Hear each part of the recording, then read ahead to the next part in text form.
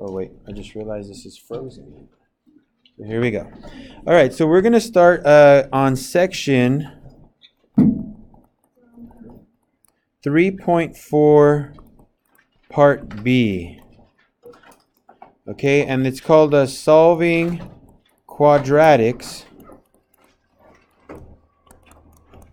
by factoring. So obviously we did factoring before, okay, and we've talked about it and we've done it. So there's not anything new that I have to teach you guys by factoring, but there is one main idea that I have to remind you guys about, which you should have learned in Math 1. I'm not sure if when I say this it's going to remind you of something, but it's called the zero product property. Okay, let me write this down for you. So zero product property. So this is notes, so you guys should be putting this part in your notes. It's not going to be a lot of notes that we're going to do today, mostly just work. As you can tell, there's 22 problems on the homework. So our goal for today is to try to get a good chunk of those out of the way for you guys and let you guys practice on at least 10. But the zero product property basically said this. Let me write it down the way it says it in algebra, and then we'll talk about what it means. It says, if you have A times B equal to 0, then either A is equal to 0 or B is equal to 0. In other words, if two things multiply together, if you multiply two things together and the result is 0, then that means that one of those two things is 0 or both of them are 0, right? So 2 times 0 is 0, or 3 times 0 is 0, or 0 times 5 is 0, right? One of those is 0, so you get 0 as a result, right?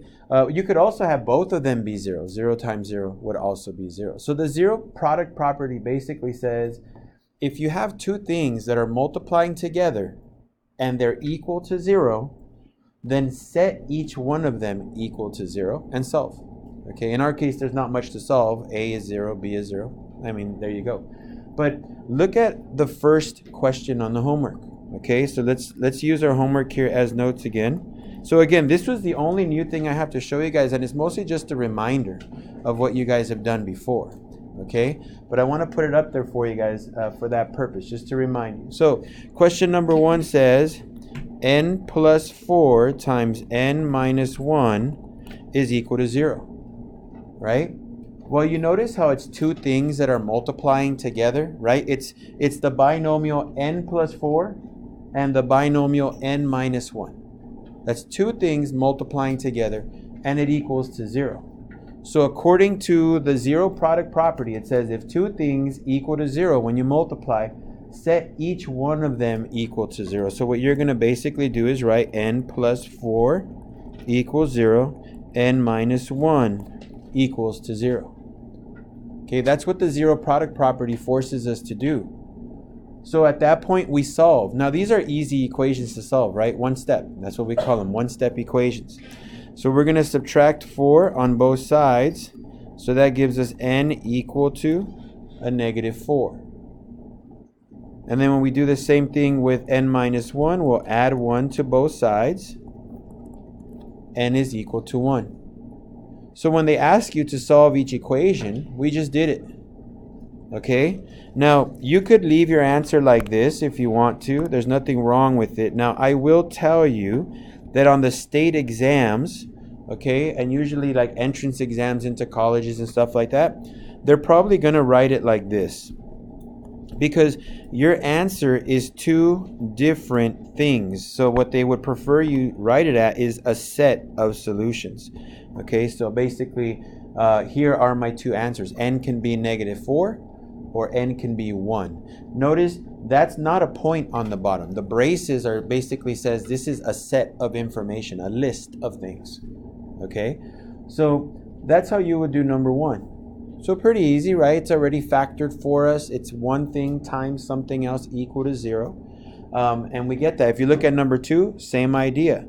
But then you look at something like number 3 and number 4, and it's a little different, right? So let's look at number 3. So number 3 doesn't look as obvious. Okay, x plus 3 quantity squared equal to 0.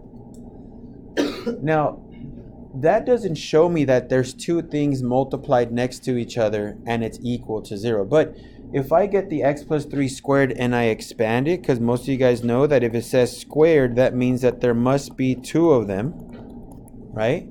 So then if I write it like that, now it looks like something times something equals 0.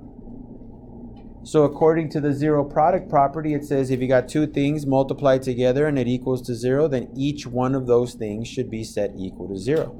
So let's do that. X plus 3 equals 0, or x plus 3 equals 0. Do I have to solve both of them?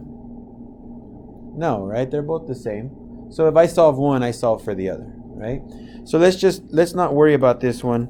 Let's just do the one on the left. So we'll subtract 3 and I get x equal to negative 3.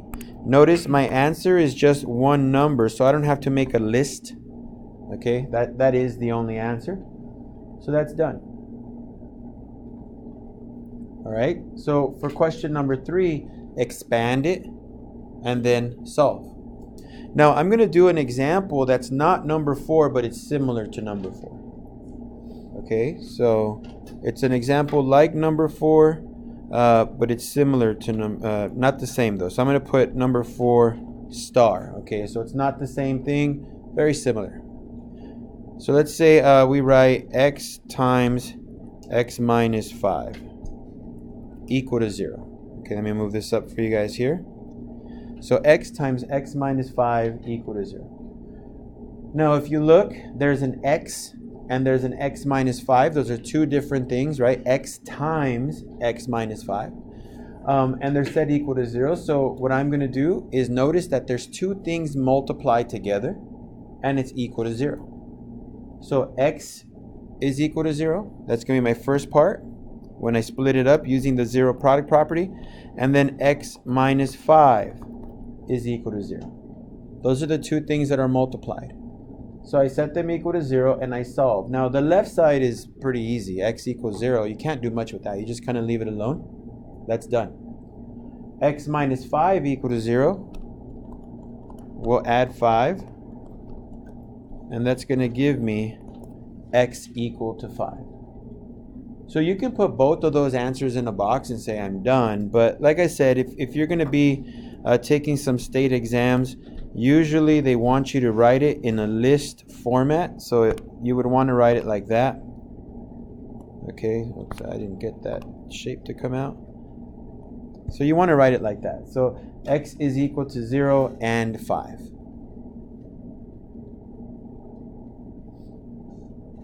Just out of curiosity, any questions right now with this? Bless you.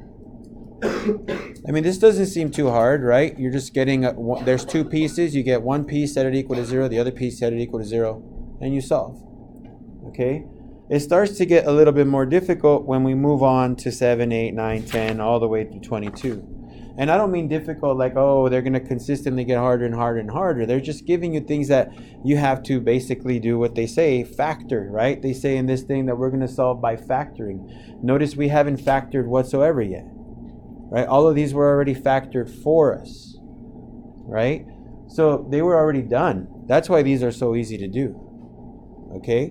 But when we get to questions like 7, 8, 9, 10, 11, etc., now they're not done. Okay, so let's check out number 7. So number 7, we have r squared plus 4r minus 5 equals 0. Now, if you look at this, it doesn't say something times something equals 0, right? That's not what it looks like. It says r squared plus 4r minus 5. There's no something times something. It's not two things multiplied together equal to 0. I have to make it look like that. I got to factor it to make it look like that. Okay, so we learned the x method before, right? So we have r squared plus 4r minus 5. We're going to use the x method. I want to remind you guys about writing your ABCs. right? Your A term is here, your B term is there, and your C term is there. So let me write it down. A is 1, B is 4, C is -5. Now, if you guys remember from previous lessons, when A equals 1, the problems are easier to factor. When A is not equal to 1, then you have to divide right near the end. That makes it a little bit tougher. But when A equals 1, the problems are easier. So right now we have an easier problem. I'll put air quotes there because it doesn't necessarily become super easy, but they're the easier type. Okay? So let's go ahead and do an X method here. On the top, you're supposed to multiply A times C. So 1 times -5, that's going to be -5. On the bottom of that X, you're supposed to put your B variable. So that's a 4. Let me give you a minute. What two numbers multiply to -5 and add up to 4? 5 and -1. So 5 and a -1. That would be a +5, right? And a -1. So +5 times -1 is a -5. +5 minus 1 is a 4. Okay? So these are my answers. So if you guys remember, all you have to do is write X plus, I'm sorry, not X. What letter should I use? R, right? R plus 5, R minus 1, and set it equal to 0. And it scared some people. I saw some people jump. So let's go ahead and drop and cover.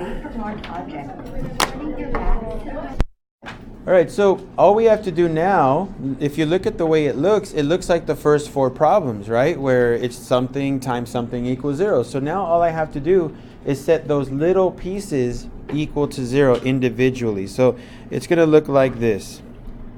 R plus 5 equals 0. R minus 1 equals 0. And then I solve. So I'll subtract 5 over. So R equals to -5. And for the other one, I'll add 1, right? Add 1 to both sides. And I'm done. And again, if you want to put boxes around that, your answers will be right. But if you want to try to practice writing this out for CASP or maybe a college admissions test, stuff like that, then putting them in a set would probably be the best idea. Now I want you guys to notice here, from here down, this is 1 through 4, okay? So from here down, that's 1 through 4. From here to here, this is what 7 through 22 are going to kind of look like sometimes, okay? Because you're going to have to factor stuff. So you're going to have to go through this process first, excuse me, and then after you do that, you're going to have to solve it like we did on numbers 1 through 4. All right, so let's skip a couple. I see one that I would like to kind of talk about.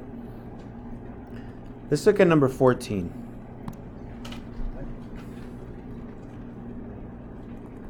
So number 14, v squared minus 36 equals to 0. Give me a second.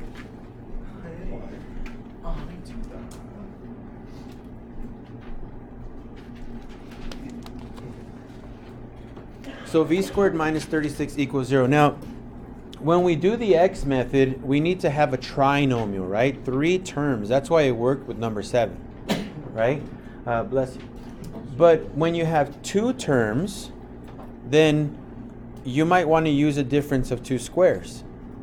Okay, so can I write v squared minus 36 as something squared minus something squared? Well, the 6 would be on the second parenthesis. Good. And what do I put in the first one? A v. Now, if I can do that, then that means I can break it up into 2 parentheses. And remember, this is, I'll write the definition here in case you guys forgot. But if you have a squared minus b squared, that's the same as a squared minus b squared. And again, this was like maybe 2 or 3 lessons ago. and this becomes a minus b times a plus b. That's the pattern. Once you see the pattern, you automatically factor it to look like this. Okay? So it's going to become a v minus 6 times a v plus 6 equals 0. Okay, and that just happens because of the definition. The definition says if you can write it in a pattern where they're parentheses squared minus parentheses squared, if you can write it like that, then automatically write it factored as two binomials like that. Okay, there's a minus and a plus, okay, and you put the a values in the front, the b values in the back. Well, notice now this is just the two binomials multiplying each other, and they're set equal to 0. Okay, so two things multiplied set equal to 0. So once they're set equal to 0, use the zero product property. Break this stuff apart. So we're going to write v minus 6 equals 0. V plus 6 equals 0. And now solve each one, right? For the first one, we're going to add 6 to both sides. For the second one, we'll subtract it. Okay, so let's add 6 to both sides. And then for the other one, subtract 6.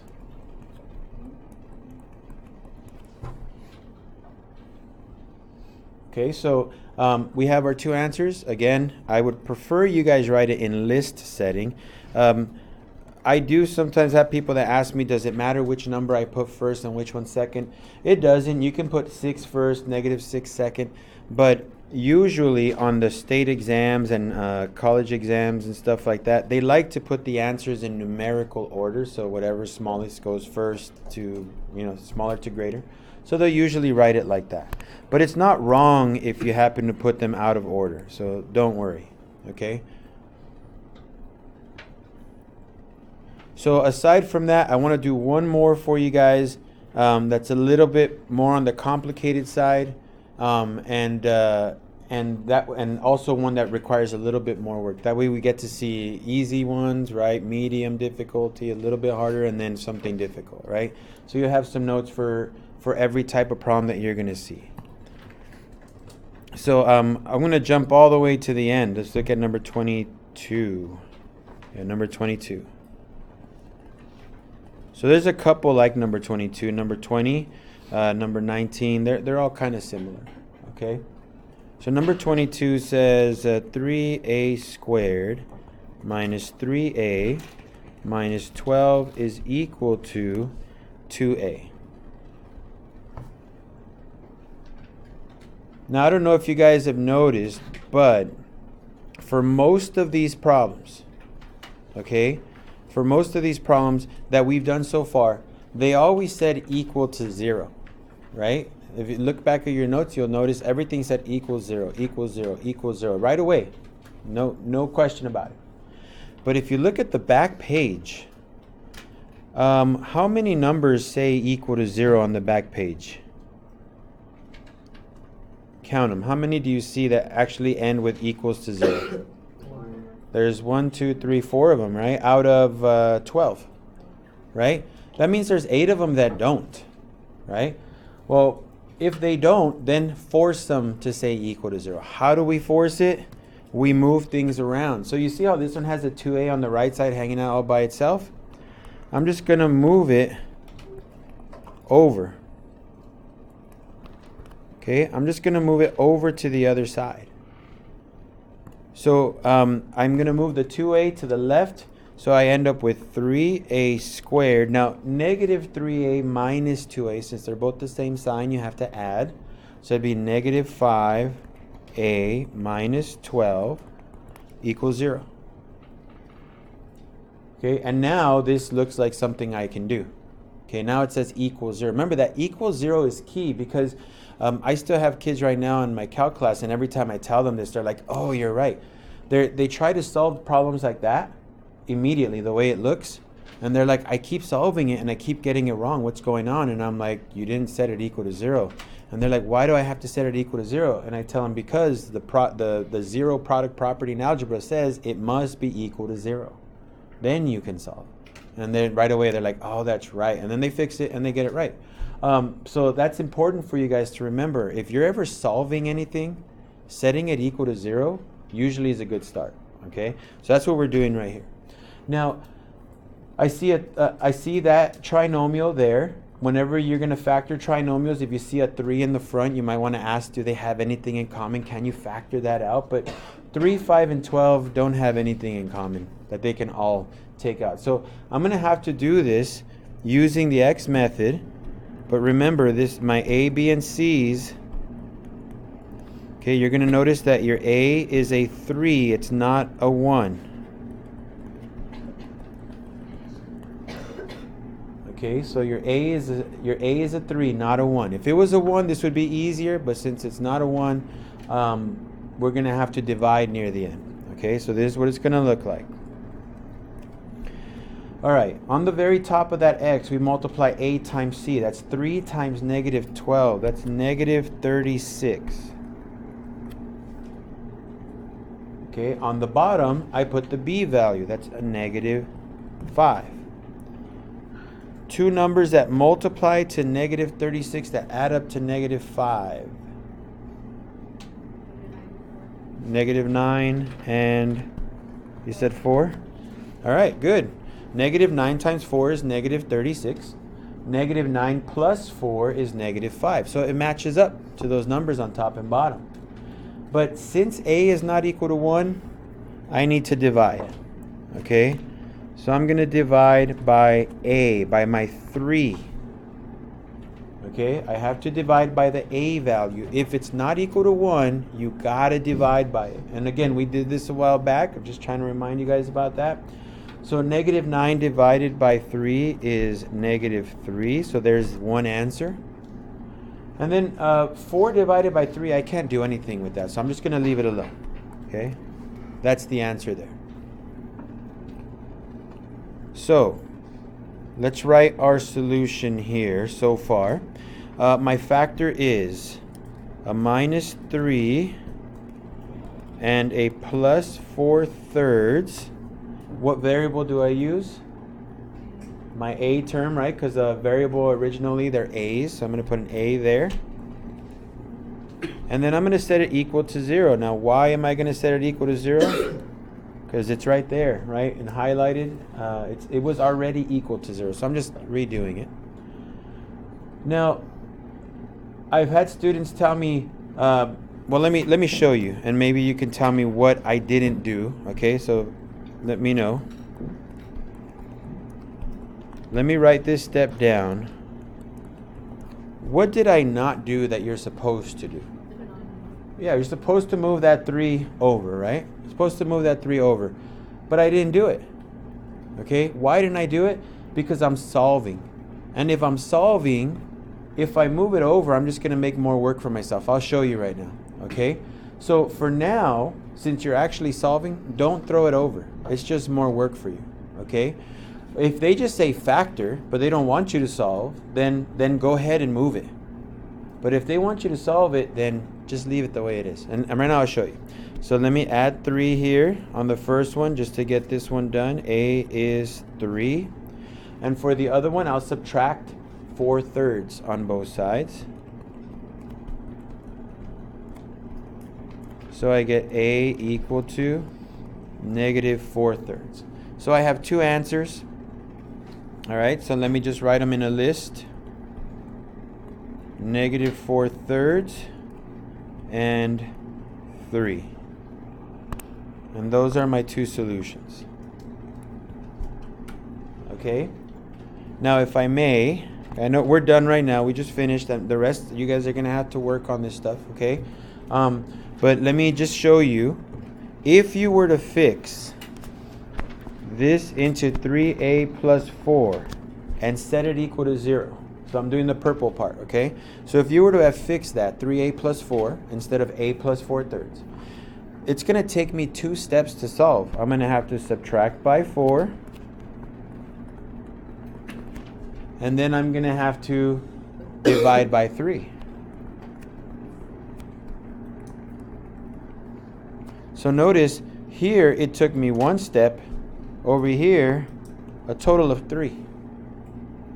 So if you fix it the way it's supposed to look, you might create more work for yourself when you're solving. If you're just factoring, please fix it. Okay, move that 3 in front of the A. Perfect. You know, make it look like this. That'll be good. Okay, so you want it to look like that. But that's just if they say factor. If they say factor to solve, then by not doing it, you might save yourself 2 extra steps. Okay, it's up to you. You can do it if you want to, and there's nothing wrong with doing it. I'm just telling you based on experience that if you fix it, you're going to have to undo what you did when you solve it. So you're kind of like, it's kind of like tying your shoelaces just to untie them again, right? It's kind of useless. Why do it? So when you're solving, don't do it. But when you're just factoring, go ahead and do it. All right? So I'm going to go ahead and stop.